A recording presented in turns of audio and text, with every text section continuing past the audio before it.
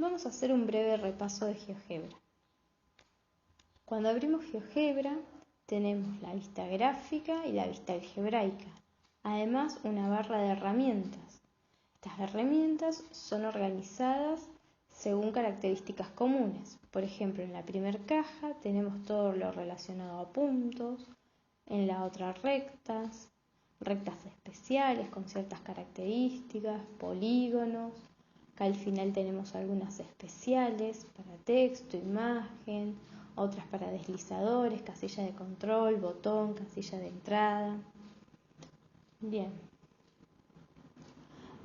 Vamos a ver, por ejemplo, si queremos ingresar una función y graficarla. Una forma de hacerlo es a través de la barra de entradas, abajo, y tipeamos la función. F de x igual 2x al cuadrado más 3x, le damos enter y nos grafica la función. Ahora supongamos que queremos moverla, a ver qué pasa. Entonces seguimos parados en la flechita elige y mueve, o sea, la que está tildada azul es la herramienta que tenemos seleccionada. Nos paramos en la parábola y con el mouse lo vamos moviendo. A medida que movemos, observamos que la expresión algebraica de la función va cambiando. Por eso decimos que es un entorno dinámico. Todo lo que hay en una vista afecta a lo que hay en la otra vista.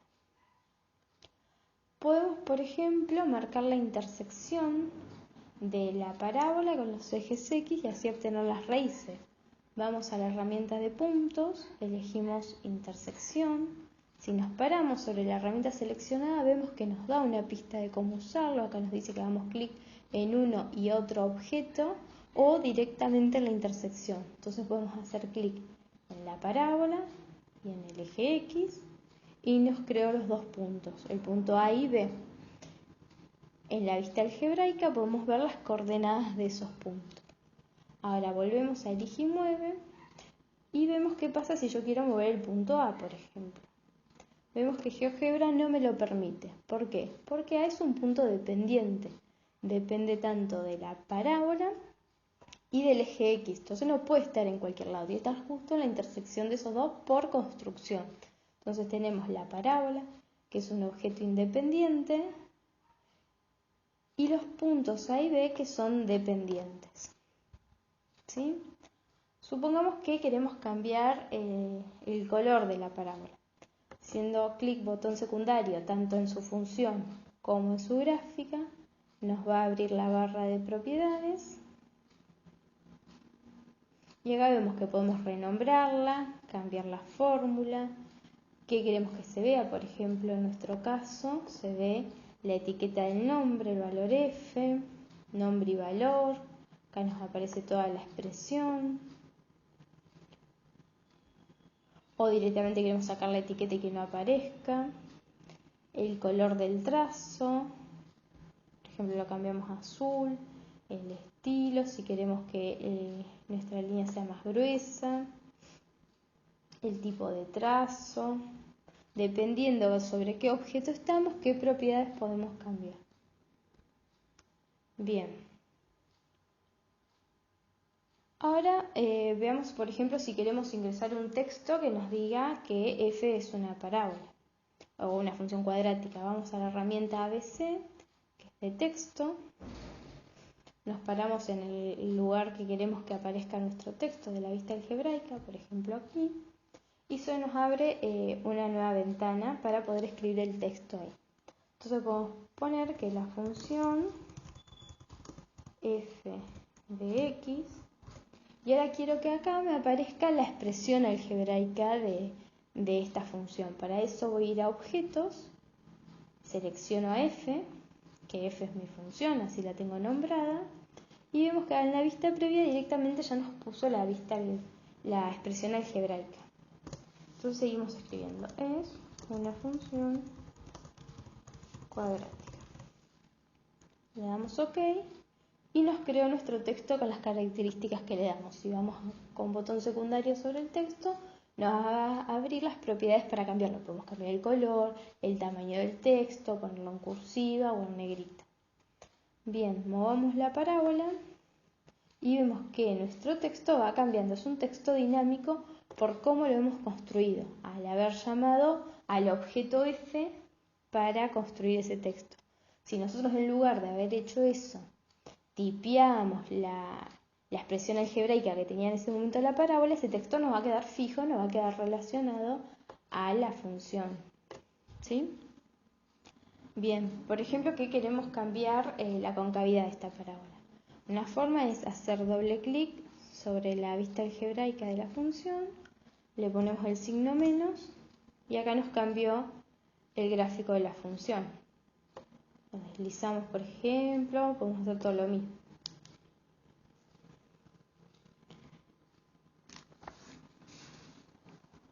Bien, acá entonces habíamos encontrado las raíces de la parábola usando la herramienta intersección. Otra forma de hacerlo es a través de su comando por medio de la barra de entrada. Para conocer los comandos tenemos acá abajo una ayuda, hacemos clic, nos abre la ayuda de los comandos y tenemos en la primera parte las funciones matemáticas, por ejemplo el seno, el logaritmo, si tenemos duda de cómo se escribe en GeoGebra, por ahí va cambiando. Tenemos algebraicas, de cónicas, funciones y cálculo, por ejemplo. Tenemos de raíz. Cuando hacemos clic en raíz nos abrió una ayuda que nos dice cómo escribirlo. Entonces yo al comando raíz le puedo ingresar o un polinomio, me devuelve las raíces, o una función y el valor inicial, o una función y los intervalos de que quiero analizar las raíces, ¿no? Entonces vamos a hacer doble clic sobre raíz y ya nos lo escribió en la barra de entrada. Nuestro polinomio, nuestra función en ese caso es f, o sea que yo ingreso la letra f y ya me la reconoce que estoy hablando de esa función. Hago enter y me generó los puntos C y D, que tienen las mismas coordenadas que A y B, entonces me quedan superpuestos en la vista gráfica. Podemos ocultar A y B. Una forma de ocultarlo es haciendo clic en los puntitos azules y se nos ocultan de la vista gráfica. Entonces me quedó C y D como raíz. Si me paro sobre A veo que me describe punto A, punto de intersección de F y X. Punto C es raíces de F, es por cómo está definido. Uno lo cree con intersección y el otro con el comando raíz. Bien, vamos a cerrar la ayuda. Ahora vamos a ver cómo está relacionada la vista de hoja de cálculo.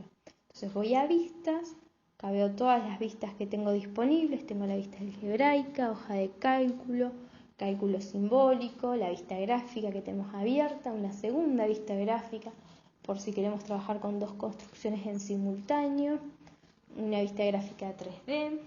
El protocolo de construcción, que es muy interesante porque ahí podemos ver cómo fueron creados los objetos, con qué secuencia, de cálculos de probabilidades, y el teclado por si queremos que nos aparezca en pantalla.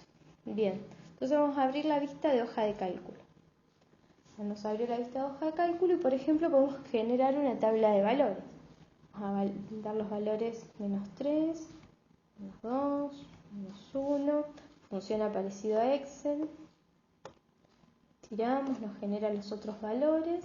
En B quiero que me haga F de lo que haya en A1, o sea que ingreso F e ingreso la posición de la casilla, en este caso A1. Como dijimos que están todas relacionadas las vistas, F ya sabe que estoy hablando de la función, porque la definí como F. Doy Enter y me calcula, me evalúa la función en ese valor. Estiro y me fue generando la función en cada valor. En la columna C puedo generar los puntos como A1, B1, Enter y me generó el punto y me genera el resto de puntos. Además de generarlos en la vista de hoja de cálculo, me los generó también en la vista algebraica. todo lo que trabaje en GeoGebra lo puedo guardar como archivo, guardar como y me lo guarda. Bien, vamos a hacer una nueva construcción.